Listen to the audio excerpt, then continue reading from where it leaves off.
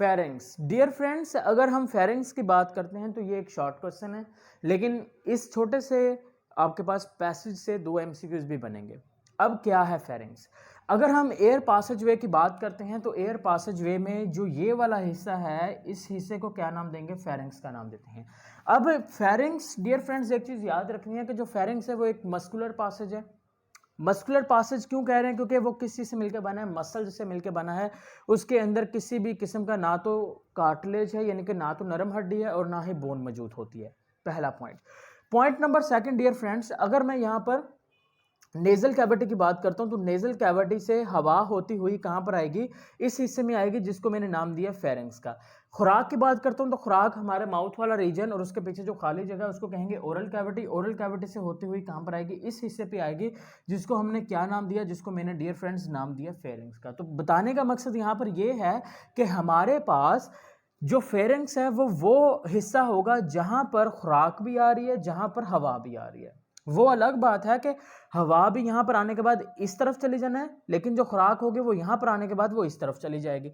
तो इसका मतलब ये है कि फेरिंग्स एक मस्कुलर पासेज होने के साथ साथ एक ऐसा हिस्सा होगा जहां पर खुराक भी आ रही है, जहां पर हवा भी आ रही है। अब हम बात कर लेते हैं ये कहां पर होगा। डियर फ्रेंड्स, आपने कहना है कि जो फेरिंग्स होता है ये हमारे ओसोफेगस और ट्रैकिया तक फैला हुआ होता है। यानी कि इसका मतलब क्या है? अगर मैं बात कर लेता हूं हवा की, तो हवा फेरिंग्स से सीधी ट्रैकिया में चली जाएगी। यानी कि ट्रैकिया से जो पहला हिस्सा आएगा वो आपके पास ये मस्कुलर जो पासेज होगा ट्रैकिया से पहले, उसका नाम होगा फेरिंग्स। और यहां पर अगर मैं खुराक की बात करता हूं तो स्टोमक से पहले जो हिस्सा है उसका नाम होगा ओसोफेगस। इसका मतलब है ओसोफेगस से ऊपर वाला जो मस्कुलर हिस्सा है उसका नाम क्या होगा? That's name is a pharynx. तो इसका मतलब ये बना कि जो खुराक होगी और जो हवा होगी वो फेरिंग्स से मूव करते हुए हमारे ओसोफेगस और ट्रैकिया में आ जाएगी। और एक आखिरी पॉइंट डियर फ्रेंड्स, अगर मैं फेरिंग्स की बात करता हूं तो फेरिंग्स से इंपॉर्टेंट चीज ये है कि ग्लॉटस और एपिग्लॉटस। डियर फ्रेंड्स, आप ये समझिए कि ये ऊपर वाला हिस्सा है फेरिंग्स का, नीचे वाला हिस्सा है लैरिंग्स का, जो कि फेरिंग्स के बाद आता है। ठीक है।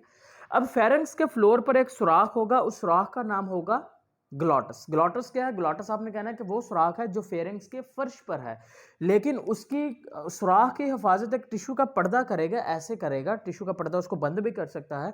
अब वो जो टिश्यू का पर्दा जो सुराख को बंद कर सकता है उसका नाम होगा एपिग्लॉटस। क्या नेम होगा? That's name is the epiglottis. लेकिन देखें, मैंने कहा कि फेरिंग्स के फर्श पर एक सुराख है जिसका नाम है ग्लॉटस, लेकिन उससे नीचे वाला हिस्सा कौन सा है? लेरिंग्स। इसका मतलब है कि जो ग्लॉटस है वो ओपन कहां पर होगा? That's open into the larynx. Glottis है कहां पर?